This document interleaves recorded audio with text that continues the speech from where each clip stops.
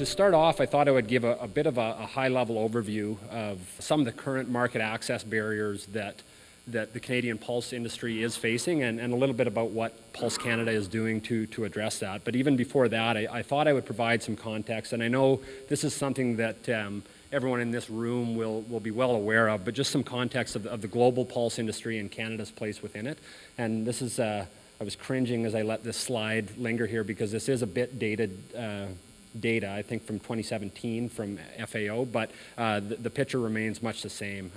Although Canada accounts for just a very small portion of pulse production globally, India still by far is the largest pulse producer and consumer. India grows about 66 million acres of pulses, to put it into context, and usually produces around 24 million tons off that. So you can sort of do the math there and see how that compares to the agronomic benefits that we have to some of our varieties and our practices here in Canada, growing around 8 million tons off 8 million acres. But so we're extremely dependent on the export market. As you can see, 85% of the pulses that you grow here in Canada are exported to over 120 countries globally. So market access continues to be an important file for our industry to pay attention to. And I know we talk, and everyone in this room has heard a lot about the new and exciting opportunities for Canadian pulses by ways of new uses or new markets through the ingredient side of things. But the reality is that we're still in a transition towards the full realization of those benefits. And as you can see, as we work towards our goal of having 25% of our production here in Canada go into new uses and new markets by the year 2025, we still have to address and work through some of these market access issues in the markets, export markets that we currently do rely on. And as you'll see on the slide, the fact is, and the reality remains, that we do rely on just a few number of key export markets. You can see in 2019, over 60% of our exports just went to China and the Indian subcontinent alone. So it's still the here and now that we have to address when issues arise in these countries. And for a country like Canada that depends so much on the export market in general and on a few major markets in particular, adherence to the internationally agreed upon rules for trade as overseen by the World Trade Organization are of the utmost importance to a country like Canada. And what do we know about the rules-based trading system in today's environment? It's that the whole system continues to be uprooted, right? There's a number of indicators that we've all seen and you've felt in your own operations, and there's things with the World Trade Organization itself that I think we can touch on later in the discussion around potential threats. But the crisis that this historic showcase of multilateral cooperation and trade is starting to erode, and a big part of that is the dissolution of the appellate body that hears appeals when we do have a trade dispute. So I can touch on that later. But you know, as an industry association, there was a time when Pulse Canada's top market access priority would have been advocating and working towards reduced tariff access into a lot of our key markets, and that would have been our sole and highest priority. And then now you flash forward to 2020, and Canada as a whole has comparatively done a pretty good job in securing tariff-reduced or duty-free access in a lot of our markets. Canada likes to tout that it's the only G7 country to have a free trade agreement with every other G7 country. But at the same time, we're seeing our trading partners introduce non-tariff measures at an alarming rate, really. And while many of these regulations and technical requirements are properly designed to protect human and environmental health and may just be a function of a developing country modernizing its regulatory system, we know that many others are deliberately imposed to thwart competition and to protect domestic producers in that country. And that's really the reality that we're left with right now. It's not just America first, but it's Italy first, India first, and that's sort of the market we're playing in as a middle power here in Canada. And over the past 2 years, and it goes without saying, growers in the Canadian industry have continued to feel the pinch from these type of non-tariff trade barriers, not only for your pulses into India, obviously canola into China, for southern Saskatchewan, durum into Italy, among others. And although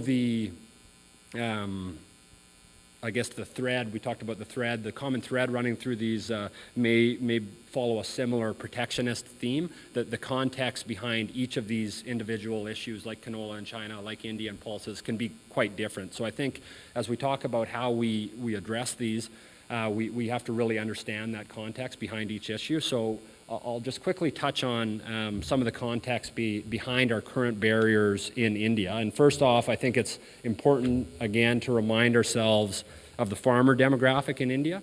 So they have 120 million farmers in India, amongst the poorest in the world. And agriculture, with all its allied sectors, is the largest source of livelihood in India. So what that kind of equates to is that's a big part of their voting population, so they have some political capital, right? And we know that since 2016, Narendra Modi, the current prime minister there, has had a very strong political mandate, at least outwardly facing, to protect farmers at all costs, and in fact double farmers' income by the year 2022.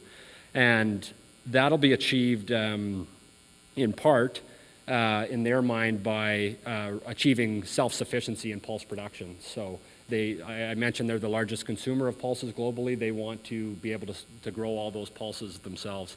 And in order to incentivize this, this is sort of a busy slide, but in order to incentivize this striving for self-sufficiency, they've implemented a number of price support mechanisms to grow pulse acres. And what that is they pay a minimum support price to growers for growing pulses, and they procure the pulses from growers and then disseminate it throughout different public distribution programs.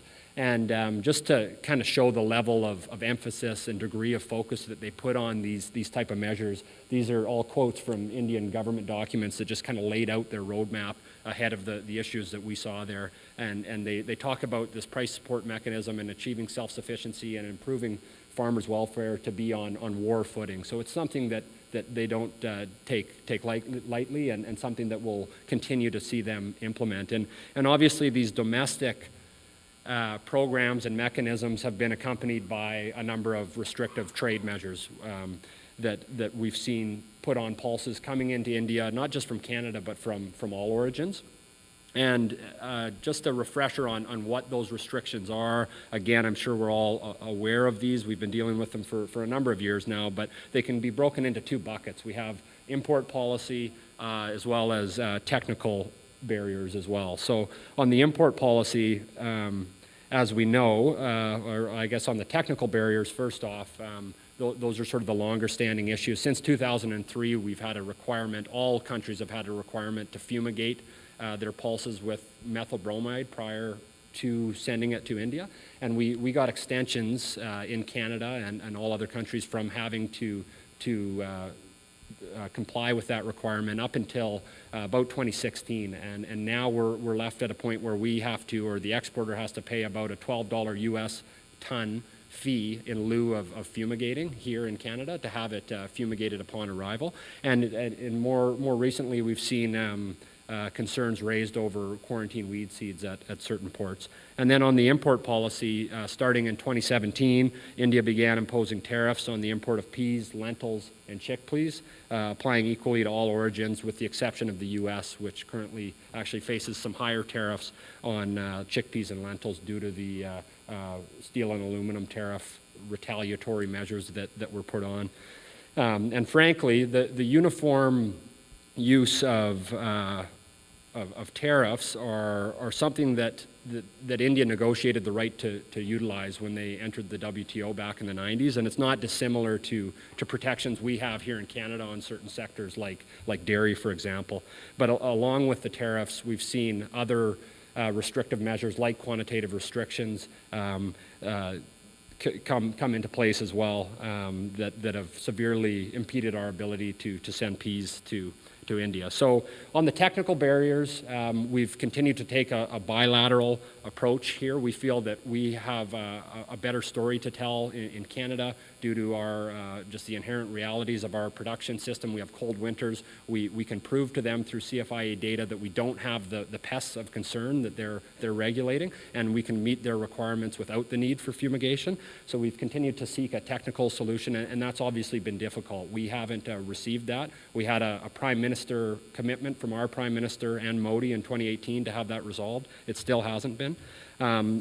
And on the policy side, while we take a bilateral approach on the technical, addressing the technical barriers, on the policy side, we're wanting to really take a multilateral approach because these policy measures affect all countries equally. So to ensure that we have a global lead in addressing the policy concerns, Pulse Canada is involved through the Global Pulse Confederation, which is a confederation of associations from all pulse exporting countries, as we work to ensure that as India tries to meet these domestic objectives like self-sufficiency, that they do so in a predictable and transparent trading environment that allows us to augment them when needed, right? Because they still are subject to weather volatility, and we know that they're not going to have optimal conditions year over year. And as part of that, we held a first meeting with a government group in India involved in setting their agricultural policy a month ago in New Delhi through the GPC, and we'll continue to try and make inroads there as we try and address the policy concerns, and we can talk a little bit about that later. But to summarize, it's very important for Canada to take a global approach and work with other countries in addressing India's trade policy measures, especially when we can expect India to be back to the table at some point. Likely not to the levels that we saw in 2015 and 2016. I think the general sense is that the tariffs are going to be something that they utilize moving forward, but we hope to find some resolution on some of the other measures. But it's important for us to have a global approach, especially when we've seen what can happen when you're sort of the lead on something in a sensitive market. India's just recently banned all palm oil imports from Malaysia due to a diplomatic spat they had. So it's very important for us to build support globally and do that through the Global Pulse Confederation. And like I said, we do expect India to be back to the table at some point. Pulses are still the most affordable source of protein for that growing population. A third of that population is vegetarian, and no other country has demonstrated an ability to provide them with pulses at the level that we have. So in 2019, interestingly enough, India has returned as our largest lentil market. It's back to pre-tariff levels, even with a 30% tariff. So it's something that we want to be aware of when we address these. And even though we've seen India policy like quantitative restrictions essentially shut out our ability to export peas to that market, we've seen another market pick up the slack in a big way. So interestingly enough, we've sent more peas to China in 2019 and 2018 than we have ever sent to India. That being said, we know that China, and this we get into some of the threat type discussion here, we know that China is just as focused on diversifying their supply source as we are in diversifying our end-use markets.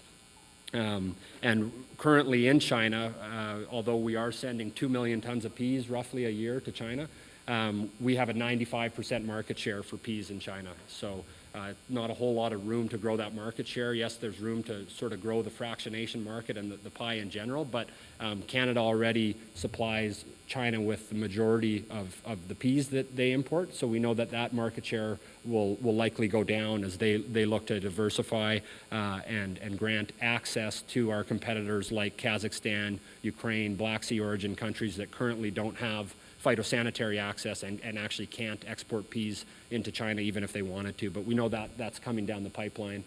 And in addition to that, we've seen, as a measure to diversify their supply source, we've seen, and you've probably heard a lot about China's Belt and Road Initiative, which is a major plan to strengthen their trade ties with Europe, Africa, and the Oceania regions. And predominantly this is around investments in infrastructure and rail, so directly into some of our competitor countries. So we know that we'll be left in an environment where they're closer and cheaper than us. And as you can see on this map, this is just a map of all the countries that have signed an interim agreement on this Belt and Road initiative, and there's one part of the world that's notably left off of there, right? And that's us. So that's something that we have to think about moving forward. And I think I see I just got a couple minutes left here. So I think, you know, our current over-reliance on China and our past experience with India just underscores the importance of the diversification efforts being undertaken by the Canadian pulse industry, and working to have 25% of our production going into new uses and new markets by the year 2025. And this strategy is focused on developing inroads into the pet food, food manufacturing, processing, and food service industries that have the greatest volume potential for Canadian pulses, and hopefully get to a point where we can reduce our reliance off some of these bigger, more volatile markets, and our success will come from an area that we feel that we can outcompete on, and that's in this new space. So, and I think Chris will touch a little bit more on that, but I'll leave it there for now, and I'm excited to take part in the discussion. Thank you.